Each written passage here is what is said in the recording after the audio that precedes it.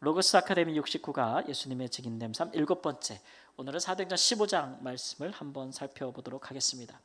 15장은 사도행전에서도 딱 이렇게 분기점이 되는 곳입니다. 그러니까 15장을 잘 살펴보면 이제 성령께서 사도들을 통해서 또 복음의 사역자들을 통해서 복음이 이제 예루살렘과 유대와 사마리아와 땅 끝까지 이르게 되는 그런 딱 중간 지점에 있는 거예요. 그 얘기는 15장을 기점으로 해서 이방인 선교, 땅 끝까지 이르게 되는 복음 선교가 굉장히 이제 힘을 얻게 되는, 탄력을 얻게 되는 결정적인 순간이 바로 15장에 있다라고 하는 것입니다. 그 15장의 내용을 살펴보면은 이제 예루살렘에서 하나의 큰 회집 이루어지고 있는 거예요. 그러니까 뭐 이런 것들을 굳이 우리가 이제 공식적으로 영어로 택하자면 이제 영어로는 카운실이라고 하는데 우리말로는 공의회라고 해서 예루살렘 공의회라고 할 수가 있겠습니다. 당시 예루살렘에는 사내들인 공의회라는 게 이미 있었다고 얘기했고, 이 사내들은 공의회가 마치 국회 같은 역할을 해서 사법부 역할 같은 거를 겸하기 때문에 여기서 사람들을 재판하기도 하고 사람들을 뭐 구금하기도 하고 판단하기도 하고 중요한 정책을 결정하기도 하는 그런 사내들인 공회가 있었어요. 근데 여기 구성의 멤버들이 누구냐 그러면 대부분 이제 대제사장들이나 뭐 현재 대제사장 있으면 또 그 역대 대제사장들이 있을 거 아니에요. 증경 이런 사람들, 전 제사장들, 현 대제사장들, 그다음에 사두개인들 중에서도 백성의 존경을 받는 사람들, 혹은 이제 귀족들, 사두개인들 이런 사람들이 하나의 70여 명이 모여서 회를 구성해서 사내들인 공회라는 게 있었어요. 그러나 그 사람들은 예수님을 죽이고 교회를 핍박한 사람들인데 그 회로 우리 교회의 중요한 정책을 결정할 수 없잖아요. 그래서 예루살렘의 초대 교회를 중심으로 해서 이제 그 하나의 이제 소집이 되는, 공식적으로 소집이 되는 회의를 오늘 우리는 처음 보게 되는 것입니다. 그 구성원들을 보면 예루살렘 교회의 이제 사도들, 예수님의 사도들, 그 다음에 예루살렘 교회 장로들, 그리고 이제 이방 교회에서 특별한 이제 안건을 가지고 예루살렘에 온 사람들, 이런 사람들, 이방 교회 대표들, 이런 사람들로 하나의 공의회를 이뤘다는 거예요. 이게 제 1회 공의회입니다. 그래서 이 예루살렘 공의회를 본받아서 우리 교회사에서 보면은 중요한 정책을 결정할 때 교회가 이단에 대항하거나 아니면 중요한 진리를, 교리를 확정할 때 항상 이런 공의회들을 모인 것을 알 수가 있어요. 교회사에도 많이 나타나거든요. 그래서 첫 번째 공의회를 보니까 이거 굉장히 역사적인 순간이에요. 그죠? 그럼 여기서 무엇을 결정했는가 우리가 한번 보겠습니다. 15장 예루살렘 회의 개최와 결의. 첫 번째 내용을 보면 왜 이런 회의가 처음으로 열렸는가 보면은 유대 순회 교사들의 안디옥 방문이다라는 것을 할 수가 있어요. 15장 1절 말씀 함께 읽습니다. 너희가 모세의 법대로 할례를 받지 아니하면 능히 구원을 받지 못하리라. 안디옥 교회가 세워진 지 꽤 됐어요. 그리고 거기서 선교사 바나바와 사울을 선교사로 파송해서 1차 선교가 끝났잖아요. 그렇죠? 그러니까 벌써 그게 2년이 넘어가는 것이고, 안디옥 교회는 이제 유대인들과 이방인들로 이루어진 아주 그 굳건한 뿌리를 가진 교회가 된 것이고, 이방 교회, 그들이 1차로 선교했던 지금의 튀르키아라는 나라의 지역에 많은 교회들이 세워졌기 때문에 신생 교회들이죠. 그렇죠? 그러니까 이제 이방인 선교가 막 시작되고 있는 사이 그 중에 그때에 유대에서 어떤 사람들이 안디옥 교회로 왔다는 거예요. 그래가지고 그들이 와서 하는 말이 이거죠. 너희가 모세의 법대로 할례 받지 않으면 능히 구원을 얻지 못하리라.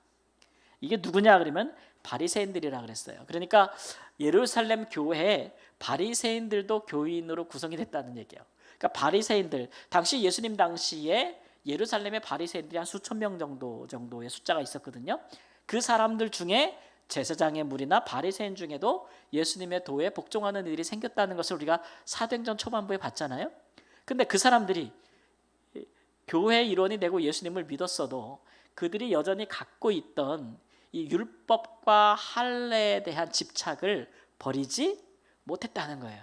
버리지 못했다. 그래서 여전히 너희가 구원을 받으려면, 더군다나 이방인 선교가 막 시작되면서 활발하게 이루어진다는 것을 그들이 듣고 그들이 내려갔다는 거예요. 거기까지 갔다는 거예요. 안디옥 교회. 왜냐하면 안디옥 교회가 이방 선교 본 것이 아니에요. 거기 가가지고 이제 이런 메시지를 전해서 안디옥 교회가 큰 혼란에 빠졌다는 겁니다. 왜냐하면 우리가 듣고 복음을 듣고 성령을 받고 믿은 복음은 이 복음이 아니거든요. 근데 지금 유대인들은 뭐 누구나 이방 지역에서 태어난다 할지라도 그들이 디아스포라 유대인이라 할지라도 오늘날로 말하면 재외동포 같은 거죠. 다 할례를 받았단 말이에요. 왜냐하면 그곳 다 회당이 있기 때문에. 그런데 이방인 중에서 지금 예수 그리스도를 믿고 교회 일원이 된 사람들은, 성도가 된 사람들은 할례를 받지 않았단 말이에요. 필요해 안 필요해요? 필요치 않기 때문에 예수 그리스도를 믿음으로 하나님의 제자가 하나님의 자녀가 된다는, 구원받는다는 복음을 듣고 이렇게 성도가 됐는데 와서 지금 다시 이것을 이야기하니까 교회가 혼란에 빠진 거예요. 그래서 교회 안에서 다툼과 변론이 일어났다. 자, 그러면 이렇게 예루살렘 유대에서 온 이 바리새인들, 바리새파 기독교인들이라고 할 수 있죠. 자, 이 사람들은 누가 보내서 온 걸까요? 일단 예루살렘에서 왔다고 하니까 이게 뭔가 좀 공신력이 있는 것 같잖아요. 그렇죠? 그러니까 이제 사람들 사이에 큰 다툼과 변론이 일어났는데, 특별히 안디옥 교회에도 유대인들이 있었을 거 아니에요. 그 사람들이 여기에 편들지 않았을까요? 이방인들은 너무 쉽게 교인이 돼. 너무 쉽게 이 사람들은 그리스도인이 되는 거예요. 그렇다면 구약은 도대체 무엇인가? 구약의 율법과 또 아브라함에게 모든 아브라함의 자손들이 행해야라고 하신 할례는 무엇인가? 다 무용한 것인가? 쓸모없는 것인가? 없어진 것인가? 이제 근본적인 그런 물음이 생기게 되는 겁니다. 그러니까 이런 것들이 하나의 나중에 이제 교리가 되는 거예요. 그렇죠?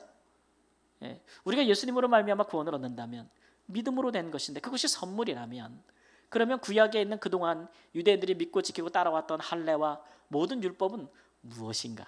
버려야 되는 것인가? 아직도 지켜야 되는 것인가? 행해야 되는 것인가에 대한 물음이 생겨나기 마련이죠. 그래서 오늘날 지금 이 초대교회에서 전파되어지는 이 복음이 완전히 새 것인가? 아니면 옛적부터 이어왔던 복음인가? 근본적으로 물음이 생기는 거예요. 구약과 신약은 단절됐는가? 아니면 연속되어진 것인가? 여러분, 할례는 하나님께서 누구에게 주신 것입니까? 모세에게 주신 것입니까? 아브라함에게 주신 것이죠. 처음에 아브라함에게 주신 거예요. 그러니까 율법이 먼저예요? 할례가 먼저예요? 할례가 먼저란 말이에요. 그러니까 할례를 받지 아니하면 구원을 받지 못한다는 게 그 말이에요. 할례를 먼저 주셨다는 얘기죠. 할례는 무슨 표현입니까? 할례를 받으면 아브라함의 언약 안에 있다는 거예요. 아브라함의 언약, 우리가 알고 있잖아요. 내가 너로 인하여 모든 민족을 복을 얻으리라. 너로 인하여 복을 얻으리라. 너는 복이라. 세상의 복이 될지나 복의 근원이 될지라 하시면서 너를 축복하는 자를 내가 축복하고 너를 저주하는 자를 내가 저주하고, 더 중요한 내용들이 뒤에 나오죠. 내가 내 후손으로 하늘의 별과 땅의 바닷가의 모래알같이 하겠다. 이 언약, 그 언약 안에, 하나님의 언약 안에 내가 있다. 그 증표가 뭐예요? 눈에 보이는 증표가 할례란 말이에요. 할례. 그러니까 이 유대인들은 이방인들을 항상 그들이 배척했던 것은 아브라함의 자손이 아니기 때문에 그런 거예요. 아브라함의 자손이 아니기 때문에. 그러니까 당연히 할례를 받아야 너희들이 아브라함의 언약 안에 있는 백성들이 되는 것이고, 누구든지 아브라함의 자손들은 후대에 주어진 모세의 율법을 철저히 지켜야 되는 것이다라는 것들을 다시 이들이 상기시켜주고 있는 것이죠. 근데 여러분 생각해 보세요. 이방인들이 이방 나라에 있어서 유대인들의 관습을 따라야 된다는 것이 얼마나 어려운 것입니까? 더군다나 이 바리새파 유대인들은 모세의 율법과 또 그들의 장로들의 전통을 같은 저울에 놓고 비등한 것으로 생각했거든요. 어떨 때는 전통을 더 귀한 것으로 여기기도 해요. 그러니까 예를 들면 한국에 선교사가 나갔어요. 그러니까 제가 이제 말라에 갔잖아요. 말라에서 막 복음을 전하면서 너희가 구원을 받으려면 예수를 믿는 것으로는 불가하고 너희들이 한국 사람처럼 살아야 된다. 이렇게 아마 전파했다고 생각해 보세요. 한국 교회의 전통, 한국 교회 뭐 이런 거. 그래서 한국 찬송가를 가르치고 막 한국말을 가르치고 막 이렇게 한다고 생각해 보세요. 한국 교회의 우리 교회의 특성들을 반드시 지켜야 된다고 가르치고 막 이렇게 한다면 그 사람들이 어리둥절하지 않겠어요? 근데 진짜 그렇게 해놓은 선교사님들이 있어요. 나 진짜 처음 봤네. 아프리카 사람들한테 한국 찬송가를 가르쳐. 아니 선교사가 그분들의 언어로 찬송을 번역하거나, 그죠? 그분들의 말로 성경을 번역하거나 이게 맞는 거죠, 그렇죠?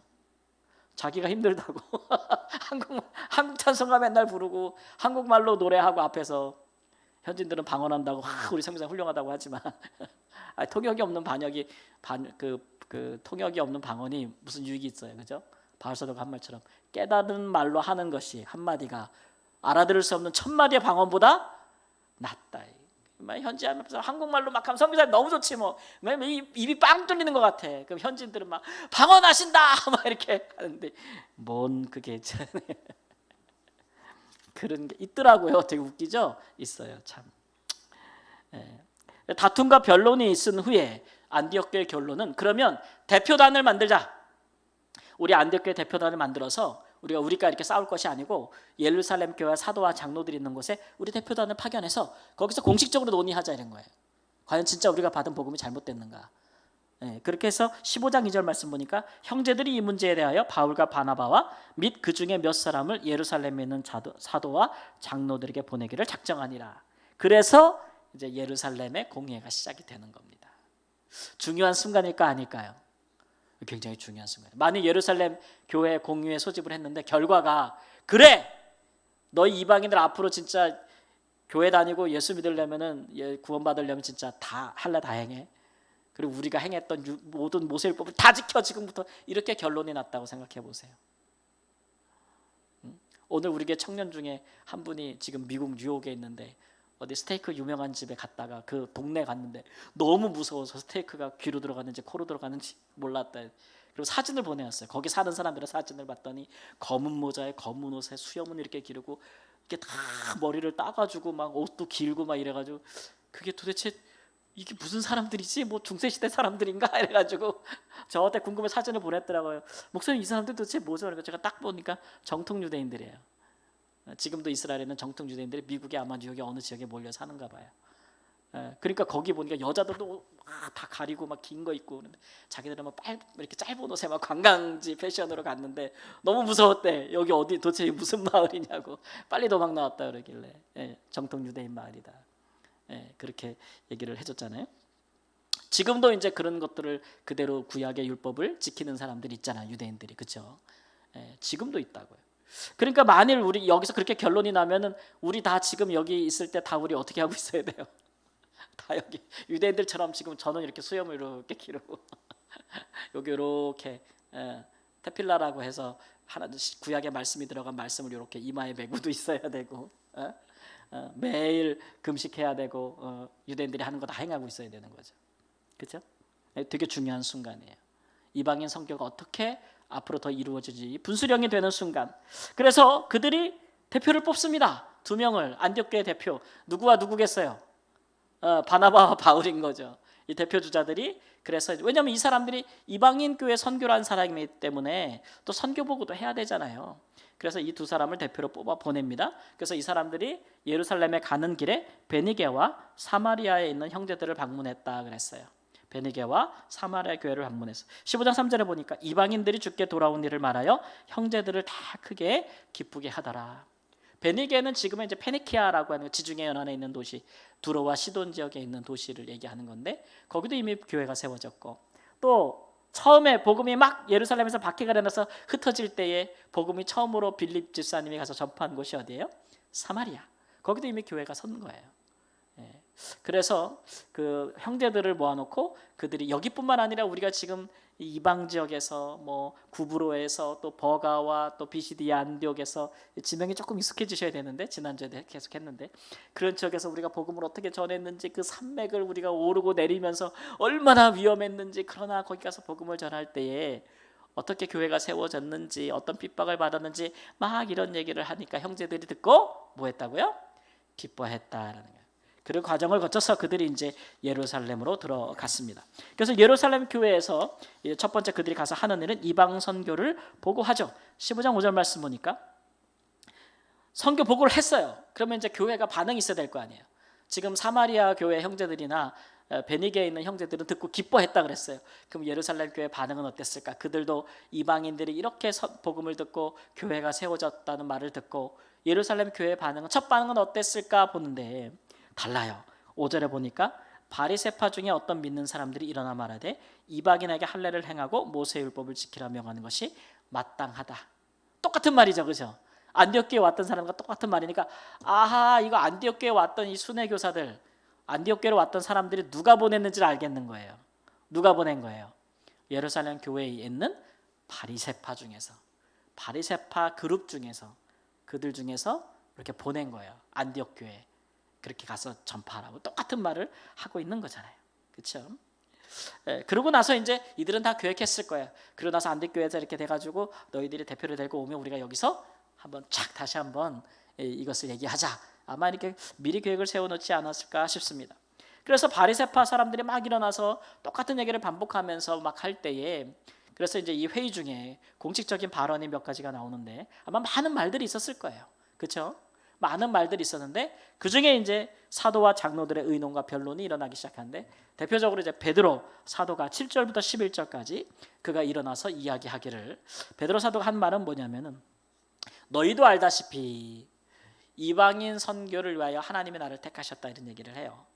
그렇죠? 우리는 이방인 선교 그러면은 바울, 바나바 이렇게만 생각을 하는데, 우리가 사도행전 처음 부분도 봤지만 베드로 사도를 통해서 하나님이 이방인 선교하려고 베드로에게 환상도 보여주고, 그렇죠? 그래서 그가 환상 중을 보고 찾아가서 복음을 전하면서 성령을 받는 것을 본 사람들이 누구예요? 이방인들. 고넬료. 그리고 나서 또 예루살렘에서 그가 투옥되고 잡혔을 때, 선사가 와서 풀어줬을 때에 그가 예루살렘에서 더 이상 있지 않고 어디로 가잖아요. 우리가 사도행전에서 어디로 갔을까 그런 얘기했잖아요, 그죠? 어디로 갔을까? 그래서 우리는 이방으로 갔을 것이다. 근데 유력하게 추측되는 곳이 어디냐? 로마로 갔을 수도 있다. 왜냐하면 로마 교회의 첫 번째 목회자는 베드로 사도였기 때문에. 그러니까 베드로 사도도 이방 선교에 앞장서고 있었던 거예요. 그러니까 베드로 사도가 너희도 알다시피 하나님이 이방인들에게 복음을 전하시라고 나를 택했다, 이렇게 첫 번째 얘기하고, 그리고 내가 이방인들에게 복음을 전할 때 그들에게 무엇이 내려오는 것을 봤어요? 성령이 내려오는 것을 봤는데, 우리에게 주셨던 성령이 이방인에게도 오는 것을 봤다. 차별 없이 성령께서 내려오시는 것을 보았다라고 그가 이제 증거하고 있는 거예요. 그래서 결론적으로 우리도 유대인이나 이방인이나 동일하게 다 주 예수의 은혜로 구원받는 줄을 내가 확신하노라, 이렇게 베드로 사도가 딱 이제 얘기를 하는 거예요. 무게감이 있어요, 없어요? 교회에서 베드로 사도의 뭐 이 권위는, 사도적 권위는 아주 강하죠. 근데 이 사람, 그러니까 하나님이 이래서 이 사람을 먼저 이방 선교를 위해서 하나님께서 인식을 변화시켜주고 사용하신 것이 아닌가, 이런 생각이 들어요. 정말 중요한 순간에 이런 사도들이 바리새파 기독인들을 두려워하여 입을 다물었다라면 어떻게 되겠어요? 이런 공식적인 정말 중요한 순간에 이런 베드로 사도가 그냥 사람들 앞 부딪히기 싫어서 그냥 싹 입을 다물고 가만히 있었더라면 어떻게 되겠어요? 그렇죠? 근데 이런 베드로 사도가 나서준다는 거 얼마나 감사해요. 하나님의 역사죠. 그 다음에 두 번째로 바나바와 바울이 그 다음에 이방인 중에서 행하신 표적과 기사를 보고합니다. 이거 선교 보고죠. 그래서 실제로 우리가 선교를 할 때에 쭉 이제 보고할 거 1차 선교행 이런 일들이 일어났고, 성령께서 이런 표적과 기적을 행하게 하셨고 막 그렇게 행했기 때문에, 그런 표적과 기사가 일어났다는 것은 그들이 전하는 복음이 옳다는 증거라는 거예요. 만일 우리가 전하는 복음이 이방인들에게 할례 행하고 율법을 행하라고 복음을 전하는 것이 아니고 예수 그리스도를 믿으라, 그리하면 너와 내 집이 구원을 받으리라 라고 은혜의 복음을 전파하는 것이 잘못된 복음이라면 이런 성령의 표적과 기사가 나타났겠습니까? 라는 거죠. 그렇게 또 강력하게 이들이 또 이렇게 이야기하고 있는 거예요. 그래서 바리새파가 막 그렇게 얘기하고 반대편에서 베드로 사도와 바나바와 바울이 막 이렇게 얘기하니까 양편이 이제 이렇게 갈라지는 거 아니에요, 그죠? 그럴 때에 이제 누가 마지막 중재자로 나서냐 그러면 야고보 장로의 중재가 13절부터 21절 말씀까지 이루어지고 있습니다. 이 야고보 장로는 이제 예수님의 친동생 야고보죠. 아마 그분이 최종적인 변론을 이야기하는 걸로 봐서 당시에 예루살렘 교회의 장로 중에서 교회를 목회하는 분은 이분이었던 것으로 우리가 이렇게 생각을 합니다. 그러면 아니 사도들도 많은데 왜 이렇게 예수님의 친동생 야고보가 언제부터 이렇게 잘 믿었다고 예루살렘 교회 지도자가 되었나, 그 과정은 우리가 모르겠어요. 그러나 예수님께서 부활하신 후에 갈릴리로 제자들보다 먼저 가신 것은, 갈릴리로 가신 것은 그의 고향으로 먼저 갔다고 우리가 보는 것이고, 그의 동생들을 찾아서 그의 부활을 보이며 그들에게 먼저 회심을 시키고 그들로 하여금 믿게 하신 그런 역사가 있었다고 우리는 추측을 하는 것이죠. 그래서 그런지 부활 이후에 얼마 시간이 지나지 않아서, 이게 뭐 어느 정도 시간이 경과됐겠죠. 그 이후에 그의 친동생, 그 뭐 야고보도 있고 요한도 있고 시몬도 있고 막, 그런데 유대인들은 이름이 다 비슷비슷해요. 그런데 첫째 동생인, 바로 밑에 동생이 이렇게 예루살렘 교회 장로가 됐어요. 그래서 그분이 이제 뭐라고 했냐면, 이제 이방인들에게 복음이 전파되어지는 것에 대해서는 이미 선지자들이 많이 말을 하지 않았느냐, 이렇게 이야기를 합니다. 그래서 쭉 몇 가지 예언들을 이야기를 해요. 그 중에 하나가 이제 예수님이 아기 때 예루살렘 교회에 이렇게 결례를 행하려고 들어갈 때에, 그때에 나이 많으신 선지자 예언자가 예루살렘 성전에서 예언하신 게 있어요. 그분 이름이 뭘까요? 시므온이다. 시므온. 누가복음 2장에 보면 나와요. 또 여자 선지자도 있었어요. 과부로서. 그분은 누구예요? 안나. 그때 시몬이 예언할 때 이가 이방인을 비추는 빛이라고 이미 말씀하지 아니하였느냐. 그러니까 이방인에게 복음이 전파되어지는 것은 이미 선지자들을 통해서 말씀하신 것 때문에 그거 자체를 문제 삼을 수 없다. 첫 번째, 그가 이렇게 변론합니다. 두 번째는 뭐냐면은, 그렇게 복음을 믿고 예수를 믿는 이방인들을 괴롭히지 말자. 두 번째예요. 그러니까 이방인들에게 할례 받고 율법을 지키라는 것은 그들을 뭐 하는 것이라고요? 괴롭히는 것이라고. 괴롭히는 것이라고. 이방인들은 유대인들이 아니잖아요. 그리고 그들이 전하는 복음의 핵심이 모세 율법이 아니잖아요. 예수님이 가르쳐준 복음이잖아요. 그죠? 그들이 모세를 따르는 것이 아니라 누구를 따라요? 예수 그리스도를 따르는 거잖아요. 그러니까 너희도 지키지 못한 율법을, 우리도 지키지 못한 율법을, 우리가 율법을 지켰다라면 예수님께서 오실 이유가 없죠. 우리가 율법의 의를 다 이루어서 우리가 스스로 우리를 구원할 수 있는데, 우리의 의가 우리에게 있는데 뭐 다른 의가 필요한 게 뭐가 있어요? 우리도 지키지 못한 의를, 우리도 지키지 못한 율법을 왜 이방인들에게 지우느냐 하는 거죠. 괴롭게 하지 말자. 그런데 아직까지 이방 지역에 가면은 회당이 있어요. 거기서 안식일마다 사람들이 구약의 말씀을 읽고 배우는데, 그 구약의 말씀 중에서 이 부분을 계속 얘기한다는 거예요. 우리 유대인들은, 하나님의 자녀들은 우상에게 바친 음식 먹지 말자. 이거, 그렇죠? 우상 숭배하지 말자. 두 번째, 음행을 하지 말자. 세 번째, 목매어 죽인 것을 먹지 말자. 그 다음에 피를 멀리하라. 요 율법 중에서 요런 것들은 아주 그들이 지켜야 될, 이방 사회에서 지켜야 될, 그러니까 유대인들이 이방에서 살려면 많은 지켜야 될 것들이 있잖아요. 유대인의 정체성을 위해서. 그런 중요한 것들은 자꾸 회당에서 자꾸 얘기되어지는데, 교회 다니는 이방인들이 이것을 서슴지 않고 행한다면 같은 교회 내에서 유대인들이 어떻게 할까요? 상종을 못할 거 아니에요. 자꾸 다툼이 일어나니까 그거는 피하자라고 이제 중재안을 내는 거예요. 그래서 이쪽도 잠재우면서 그 다음에 이제 구원에 관한 근본적인 진리는 세우는 거죠. 그러니까 지금 얘기하는 우상에 들어온 거, 음행, 목매어 죽인 거, 피를 멀리하라, 이거는 이렇게 하면 구원을 받는다는 내용일까요? 그건 아닐 거예요. 이거는 한 교회 내에서 유대인과 이방인들이 있을 때, 이들이 서로 교제할 때에 유대인들의 특성을 고려하여 이방인들도 그런 것을 행하지 말자는 거죠. 이게 이제 덕에 관한 것이죠. 덕에 관한 것. 이제 이 논리를 이제 중재안을 펴는 거예요. 그래서 교회가 다 좋게 여기는 거죠. 그래서 이런 결의와 시행이 바울 사도가 이제 그 고린도 교회나 다른 이방 교회에 뭔가 그들이 궁금해하는 것에 대한 답을 줄 때도 같은 일이 이제 적용이 되어져. 예를 들면 이런 거죠. 고린도 교회에서 바울 사도에게 궁금하기를 우상에게 드린 제물을 먹어야 됩니까? 그러니까 당시에 고린도 교회는 고기가 유통되기 전에 모든 고기를 다 어디에다? 고린도 교회에 있는 우상의 신전에서 제사를 드린 후에 그 고기를 잡아서 그다음에 그 고기가 시장에 유통이 돼서 사람들이 고기를 먹었단 말이에요. 그죠?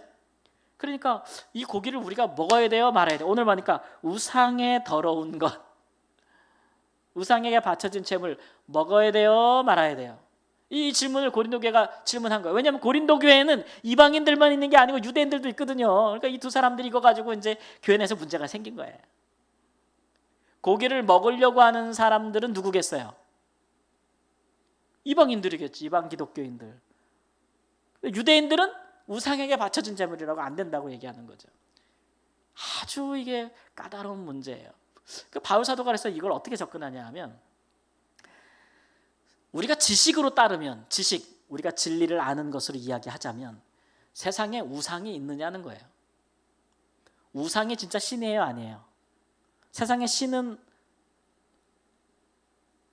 한 분밖에 없잖아요. 그게 누구예요? 하나님. 사람이 손으로 지은 우상이 있다 할지라도 그 신이에요, 아니에요? 아니에요. 생명이 있어요, 없어요? 없어요. 우상은 신이 아니잖아요. 없는 거, 사람이 만든 거지. 그러니까 그런 지식으로 따르자면 우상에게 바친 제물이라고 해서 그것이 뭐 죄가 묻어 있거나 악이 묻어 있거나 그래요, 안 그래요? 안 그래. 안 그렇단 말이지. 그냥 하나의 음식일 뿐이에요. 지식으로 말하자면. 그런데 중요한 거는 그러니까 그런 지식을 따르자면 이거 먹어도 돼, 안 돼요? 먹어도 돼, 안 돼요? 먹어도 되지. 음식에 불과한데. 예를 한번 들어봐요. 극단적인 예를 하나 들어보자고요. 어디 갔는데 어디 무인도에 딱 들었는데 먹을 게 아무것도 없어. 먹을 게 아무것도 없는데 유일하게 생존할 수 있는 음식이 하나 고기가 있는데 이거 제사 드린 음식이래. 먹을 거예요? 안 먹고 죽을 거예요? 먹을 거. 유대인들은 안 먹고 죽어. 우상에게 바친 제물이니까. 지식으로 말하자면 우상이 뭐야? 아무것도 아닌데 그 음식이 뭔 죄라고 먹을 수 있다는 거예요. 그러니까 이방인들은 유대인들 진짜 답답하네. 얘네들 하나님을 믿는다면서 저렇게 아직도 하나님을 몰라? 세상의 모든 것을 하나님이 지으셨고 모든 것을 사람에게 주셨는데 왜 아무 생명도 없고 아무 존재도 없는 우상에게 배워서 저렇게 살아가 믿는 사람이 맞아요, 틀려요? 맞지, 맞아요. 근데 바울 사도가 얘기하는 건 뭐냐면 지식으로는 그렇다는 거예요. 그런데 아직 고린도 교회나 고린도에는 그 같은 지식을 가진 사람이 많이 없다는 거예요. 우상이 아직도 신처럼 여기고 믿는 사람들이 많다. 심지어 교회 안에도 많다는 거예요. 그래서 나는 지식이 있어. 나는 믿음이 좋아. 이거 먹어도 아무것도 아니야. 라고 해서 나는 먹을 수 있어. 근데 그런 지식이 없는 사람이 그런 내 모습을 보고 시험해야 된다. 시험해야 된다. 제가 이제 예를 들어서 목사님이 앞에서 이렇게 우상에 여러분이 제사 드린 음식을 갖고 왔어. 누가 먹었어요. 목사님 생각에는 이거 아무것도 아닌데 뭐 먹지 뭐 하나님밖에 없는 세상에 먹었어요. 근데 어떤 성도님이 와, 목사님이 제사 드린 음식을 먹었어.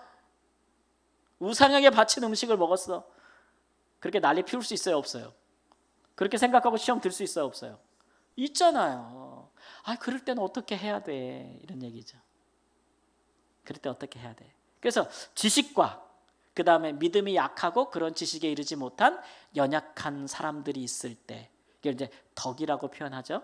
지식과 혹은 사랑이라고 표현하죠. 지식과 사랑이 충돌할 때에 뭐를 택해야 되느냐? 그럼 바울 사도는 나는 차라리 사랑을 택하겠다 이렇게 얘기하는 거예요. 약한 사람 편에 서겠다. 그러니까 뭐라 그러냐면 나 고기 안 먹을래. 나 때문에 제 시험 들면 나 안 먹을래 이런 얘기예요.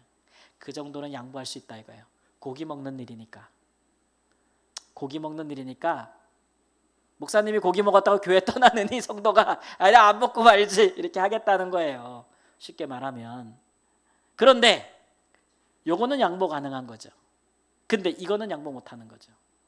그러니까 뭐를 양보 못 하는 거예요?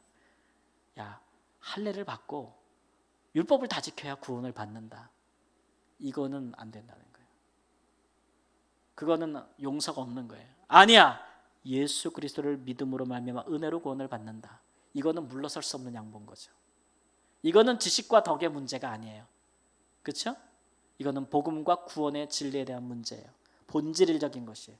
이것까지 타협을 하고 양보해버리면, 사랑 때문에 이것을 양보해버리면, 그럼 예수님은 이 땅에 왜 온 거예요? 그렇죠? 예수님의 십자가 부활이 무슨 의미가 있어요? 요즘 현대 교회에서 이런 거 많이 양보합니다.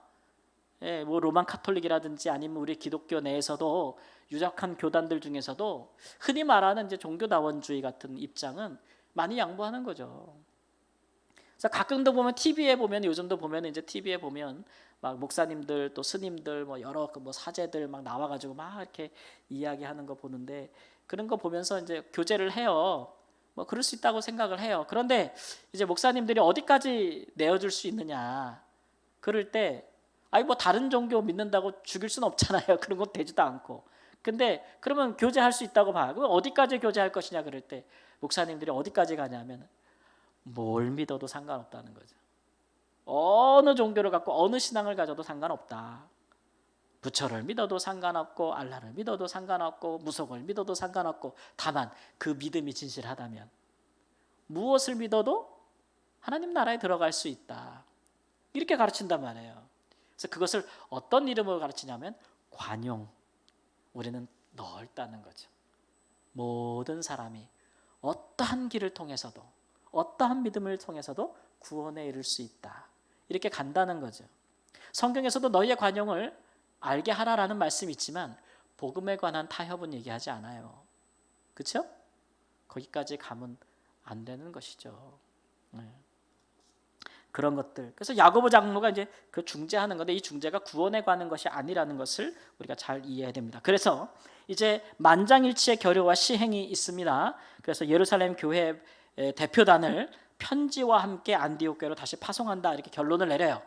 그래서 이 야고보 사도가 중재한 것을 다 같이 인정을 하고 결의를 해서, 이제 우리는 예수님의 은혜로 구원을 받습니다. 이방인들도 할례나 율법을 행할 의무가 없다. 그러나 이제 유대인들이 아직도 이런 것들은 중요하게 생각하니까 이런 것들은 이방인 교회에 있는 이방인들 좀 지켜주세요.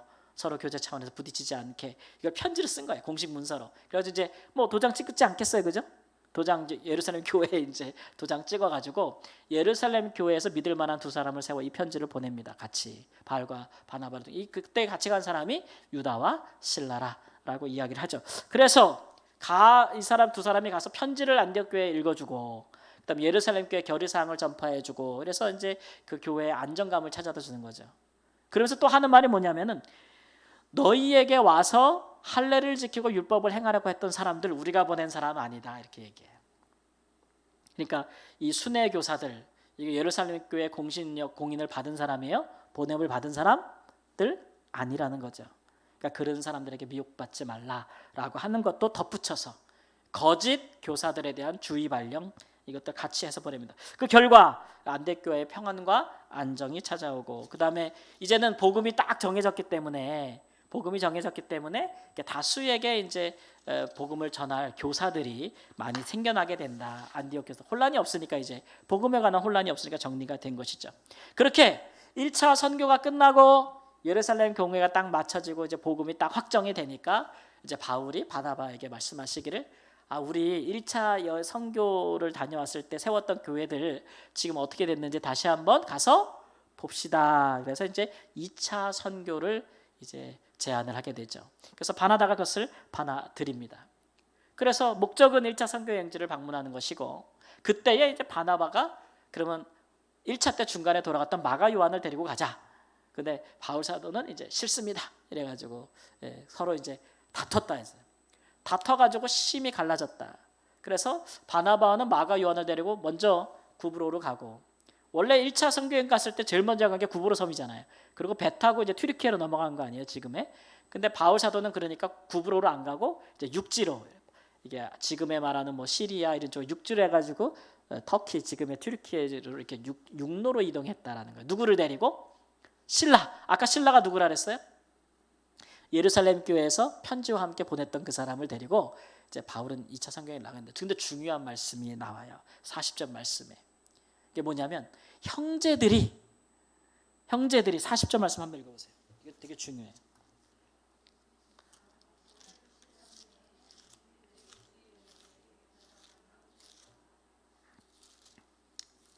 저도 같이. 바울은 신라를 택한 후에 형제들에게 주의 은혜에 부탁함을 받고 떠났다. 이 형제들이 누구예요? 이 안디 교회를 얘기하는 거예요. 안디옥 교회. 이게 교인들, 다시 성도들을 당시에 뭐라고 불렀어요? 형제들이라고 불렀어요. 그러니까 이게 딱 보면서 뭘 느끼냐면 바나바 바울이 서로 싸웠어요. 그리고 나서 공식적으로 교회 파송을 받은 사람이 누구라는 걸 보여주는 거예요. 바울 선교단이라는 선교팀이라는 걸 보여주고 있는 거예요. 예. 그래서 이게 도대체, 그러니까 교회에서도 이 싸움을 보면서, 교회가 이 싸움을 보면서 바나바도 먼저 갔지만 교회에 재파송을 받은 사람은 누구예요? 바울과 그 선교팀이라는 것들을 보여주고 있는 거예요. 그러니까 교회 입장에서 볼 때는 누가 더 옳다고 본 거예요? 바울이 더 옳다고 본 거예요. 그렇기 때문에 이후로 이제 16장 이후로 선교행이 나오는데 바나바와 요한의 이야기는 없어요. 교회가 공식적으로 파송한 선교사 바울과 신라의 이야기들로 이렇게 이어지는 것을 볼 수가 있어요. 그러니까 이런, 여러분, 이 공인이라는 것이 공식적인 인증, 공인이라는 거잖아요. 이게 중요해요. 예. 그런 부분들이 중요해요. 그러니까 내가 혼자 나갈 수도 있어요.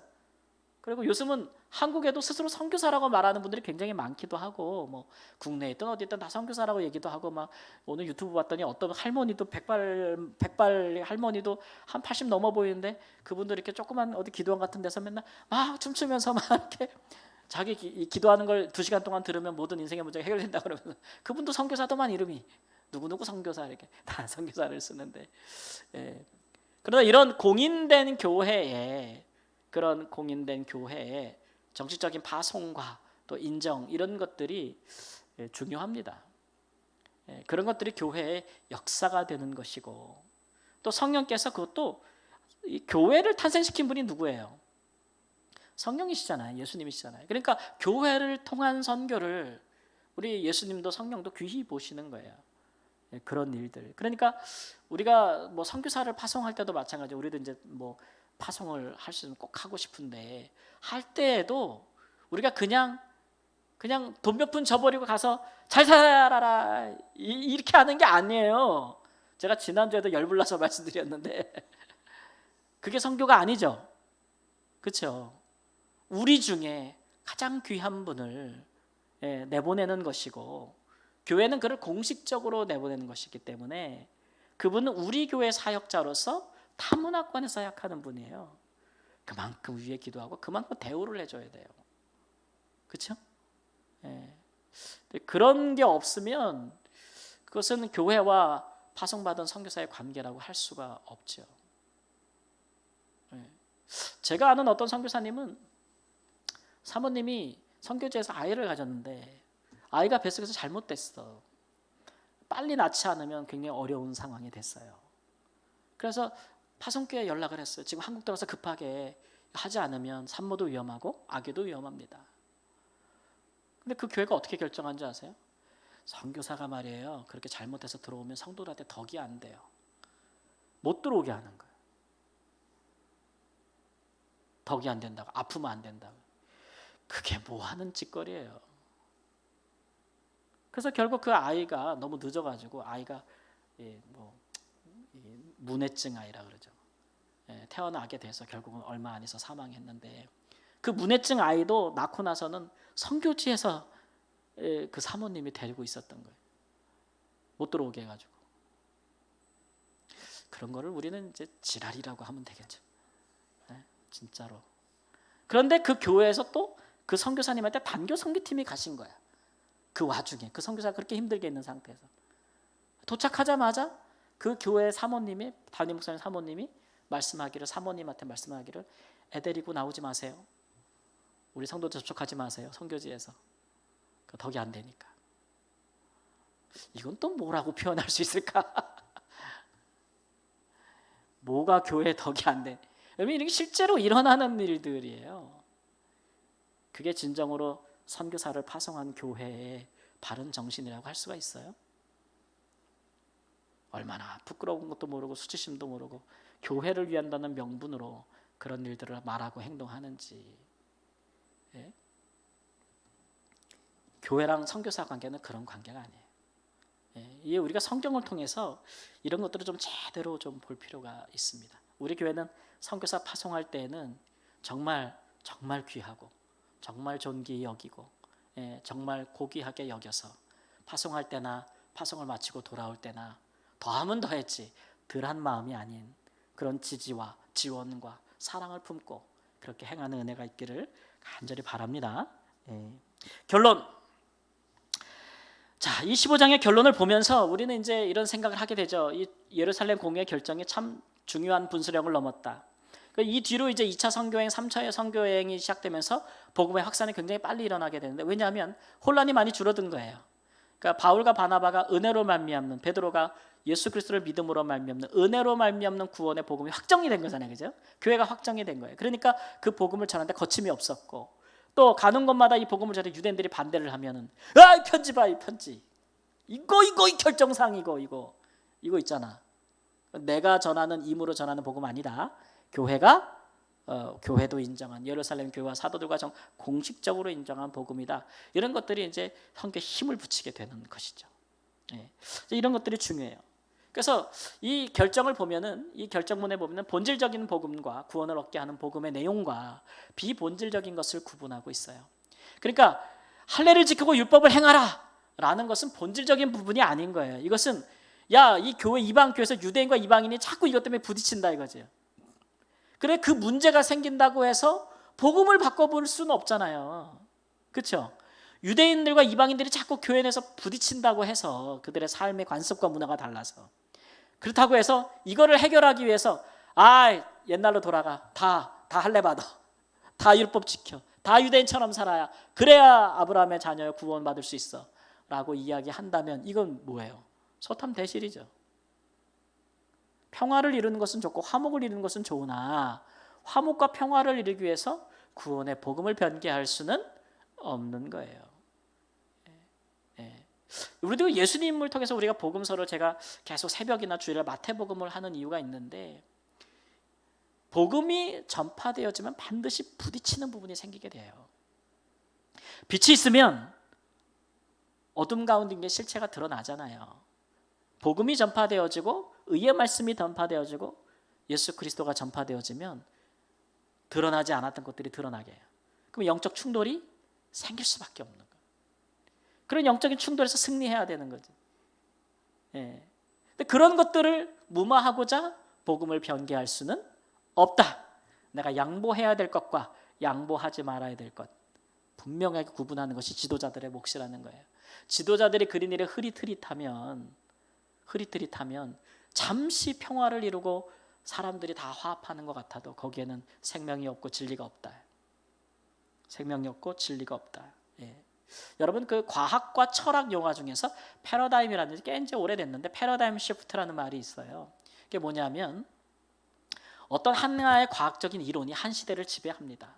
사람들이 어떤 딱 과학 이론이 있으면 그게 맞다고 생각하면 모든 걸 거기에 끼워 맞춰서 사람들이 다 공부도 하고 지식도 갖추고 문화도 만들고 다 그래요. 예를 하나 들면 예를 들면 이런 거죠. 지구는 평평하다. 옛날에는 다 이게 진리라고 믿었어요. 이게 과학이라고 생각했어요. 거기에 다 맞춰서 예술도 문화도 과학도 다 이루어지는 거예요. 그죠? 사람들의 세계관과 가치관도 다 마찬가지. 지구는 평평하다. 그 지구의 끝에 가면 어떻게 돼요? 떨어져 죽는 거지. 예. 그러니까 거기까지 가면 돼, 안 돼? 가면 큰일 나지. 떨어져 죽는데. 거기에 다 맞춰서 수백 년을 살았어.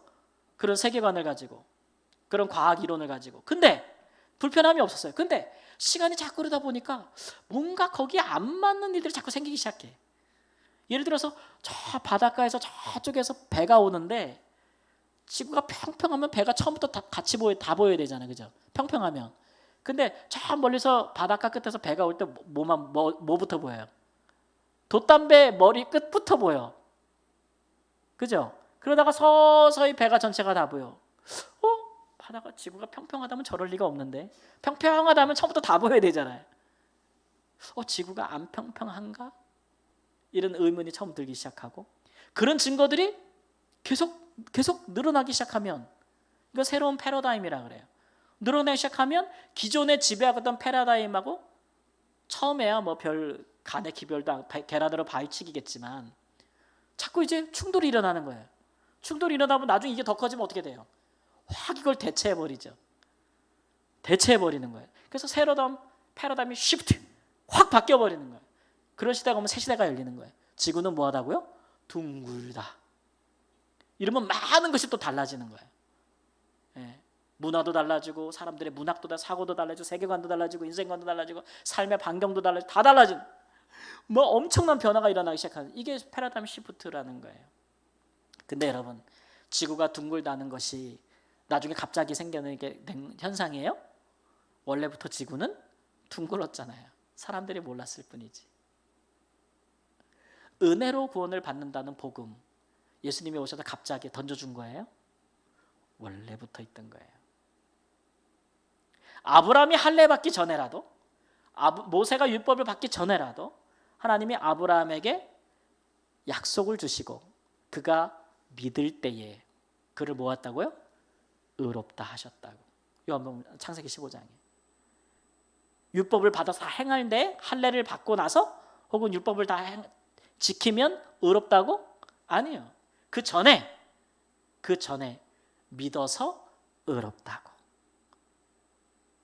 처음부터 아브라함의 복은 믿음의 복이었고, 의는 믿음으로 말미암는 의였던 거예요. 드러나지 않은 거지. 사람들이 못 보고 못 들은 거죠. 사람들은 보이는 게 좋으니까. 그래서 율법과 할례에만, 눈에 보이는 것만 집중하다 보니까 본래부터 있던 복음에 대해서 그들이 경시하게 됐던 것뿐이에요. 그런데 이렇게 자꾸 율법과 할례만 강조하고 살다 보니까 삶의 폐해가 너무 많이 나타나는 거예요. 예수님이 지적하는 게 다 그거예요. 너무나 많은 폐단이 나타나는데 너무 익숙해 버린 거죠. 그래서 겉모습들은 다 뭐 믿는 것 같고 종교적이야, 막 의식적이야, 막 겉모습은 막 정말 종교적이야. 근데 그 마음에 하나님을 경외함은 없고, 온갖 부패하고 더러운 것들이 마음에 가득하고, 그런 폐단들이 막 나타났을 때 예수님이 나타나신 거죠. 그래서 원래 복음이 무엇이는지를 드러내시는 거예요. 하나님의 아들은 이걸 드러낼 능력이 있는 거예요. 하나님이 안 드러내신 거 아니에요. 그동안 선지자들을 계속 보냈어요. 드러내기 위해서. 근데 다 잡아 죽인 거지. 이거를 확 드러내신 분이 누구예요? 예수 그리스도. 어떤 선지자도 이것을 드러낼 만한 하나님의 아들과 같은 능력이 없었던 거예요. 빛이 없었던 거예요. 그런데 하나님의 아들 예수 그리스도가 그걸 드러내신 거죠. 후퇴할 수 있어요? 없는 것이죠. 이게 본질적인 거예요. 본질적인 거. 그러니까 이거는 뭐 구약과 신약이 완전히 다르다는 것도 아니에요. 연속적인 거예요. 가리워졌던 거죠. 죄 때문에. 그거를 밝게 드러내시는 거죠. 그러니까 신구약은 잘 따라가다 보면 구약에도 이런 복음과 은혜가 있는 거죠. 예. 이런 것들을 잘 우리가 판단할 수 있는 지혜가 필요한데, 오늘날도 그런가? 그러면 저는 그렇다고 확신해요. 오늘날도 우리가 아주 우리의 교회 역사가, 한국 교회 역사가 시대와 함께 맞물려서 이제 뭐 150년 막 이렇게 가면서 정말 하나님의 말씀으로 말미암는 복음의 본질적인 내용보다 교회가 교회되기 위해서, 교회가 성장하기 위해서, 많이 전도하기 위해서 형성되어진 많은 전통들, 그런 것들 중에서 우리가 진실히 믿고 있는 복음과 배척되거나 충돌하는 것들이 많음에도 불구하고 그것이 더 귀히 여겨지다 보면은 복음은 자꾸 묻히는 거예요. 그래서 복음을 자꾸 드러내고, 예수 그리스도의 삶을 드러내고, 십자가, 복음, 제자로서의 삶, 그런 걸 드러내면 드러낼수록 어떤 일이 일어나는 거예요? 핍박하는 일이 똑같이 일어나는 거예요. 어떤 목사님께서 그런 말씀하시더라고요. 이 시대에는 정말 뭐라 그래요? 거짓 교사들을 조심하라. 그러니까 거짓 목사들을 조심하라. 한국 교회가 뭐 신학교도 엄청 많고 이제는 뭐 어디서 어떻게 목사가 나오는지도 모를 정도로 너무 많고 사람들이 그냥 다 받아 막 십자가 달고 교회를 세웠는데 그 사람이 정말 성경을 제대로 배우고 또 알고 복음에 대해서 아는 사람이었는지 판단할 수가 없을 정도로 너무 많아졌어요. 혼탁해졌어요. 오늘도 뭐 제가 잠깐 방송 봤더니 그 우리나라 맨날 대선에 출마하는 허 모시기, 예? 공중부양한다는 그 사람, 박근혜랑 뭐 결혼하면 뭐 한다는, 모든 국민들에게 1억을 준다는 그 사람, 나 정신병자인가 뭐 그렇게 생각해. 세상에 그 뭐 하늘궁이라고 그러더만요. 그런 사람들한테 자기 인생을 던진 사람이 얼마나 많은지. 무슨 뭐 대천사라는 무슨 목걸이를 하나 파는데 그거를 1억 주고 사면은 그냥 자기와 대대손손 30 몇 대 손까지 다 천국에 들어간대. 인생의 모든 문제 다 해결된대. 1억 내고 내면. 그러니까 단계가 있더라고. 별은 300만 원 뭐. 근데 사람들이 그거를 해요. 미친 거 아니야 요즘 진짜. 예능에서 나오는 말인데 미친. 그런데도 사람들이요, 빠지는 사람들이 한둘이 아니야. 너무 절망스러운 사람들이 거기에 모든 자기의 걸고 거기로 가는 거예요. 걔는 드러내놓고 등쳐먹지. 교묘하게 자기를 숨기고 교회와 십자가 뒤에 숨어서 사기치고 돈 뜯고 사람들을 이용해 먹는 많아요. 기업처럼 불려가는. 여러분 조심해야 돼요. 바짝 정신 차리지 않으면 그냥 거짓 교사들한테 넘어가는 시대 너무 많아. 그 사람들이 교회를 찾기가 너무 어렵다는 것이 그런 거예요. 그냥 뭐 장로교라고 써 있다고 다 교회라고 생각이 안 들어. 그죠? 네. 그런 시대에 우리가 살고 있단 말이야. 미혹하는 영도 많고 교사들도 많아요. 이럴 때일수록 우리가 진정한 우리의 복음을 찾아야 되는 것이고 본질적인 것과 그렇지 않은 것들을 구분해야 되는 것이고 이 시대의 거짓 복음이 무엇인지를 분별할 수 있어야 돼요. 여러분 사람 많은 거 좋아하지 마세요. 사람들이 많은 교회라고 거기에 정말 참된 복음이 전파되어진다고 증거가 될 수 없어요. 잘 구분하고 잘 판단하셔야 되는 시대에 우리가 있어요. 이런 말씀들이 우리에게 이제 그런 것들을, 그리고 오늘날 교회 뭐 교단이라고 하는 우리 그런 것들이 이렇게 혼란스러울 때 예루살렘 공회가 모여서 혼란을 잠재우고 복음을 확정한 것처럼 이 시대에도 그래야 되지 않는가. 그런데 교단이 막 커지게 되면은 정치가 생겨나게 돼서 하나의 정치가 돼서 이렇게 복음을 확정해야 되는 순간에 뭐 똑같아요. 세상하고 일어나 로비하고 뭐 짬짬이 봐주고 이단 정제해야 될 거 정제 안 하고 막 혼란스럽게 만들고 막 이런 하나의 정치적인 그런 일들이 일어나기 시작하면 예수님 당시와 다를 바가 뭐가 있겠어요. 그러니까 지금 우리가 사는 시대가 그러니까 뭐 하라고요? 정신 바짝 차리라고. 까딱까딱한 그냥 넘어가는, 까딱까딱하는 핵 넘어간다. 기도하겠습니다. 주님, 이미 우리에게 명확한 흔들릴 수 없는 복음을 주셨습니다. 하나님, 그 말씀과 그 복음을 우리가 배워 아는 하나님 의의 길로 우리를 인도하여 주옵소서. 다른 것이 들어올 때에는 하나님 명확하게 분별할 줄 알고 제거할 줄 알고 타협하지 아니하며 하나님 결연히 하나님 그런 것들을 몰아낼 수 있는 하나님의 말씀의 사람들이 되기를 원합니다. 복음을 확정하고 성령의 역사를 따라가며 하나님 말씀과 진리를 따라가는 하나님의 참된 백성과 교회로 우리를 살도록 주여 붙잡아 주옵소서. 거짓되고 허탄하고 허망하고 하나님 위선되고 외식된 것들이 하나님 우리 안에 들어와서 우리를 혼란케 하고 구원을 하나님 이르게 구원에 이르지 못하게 하는 그런 일들이 있지 아니하도록 저희를 지켜주시고 하나님 우리가 소극적으로 움츠렸을 뿐만 아니라 하나님 적극적으로 하나님 우리가 세상을 향하여 교회들을 향하여 담대하게 옳은 주의 말씀을 전파하는 자들로 삼아 주옵소서. 하나님 미혹에 빠진 자를 건져낼 수 있는 하나님 그런 성숙한 장성한 그리스도인이 되게 하여 주옵소서. 존귀하신 예수님의 이름으로 기도합니다. 아멘.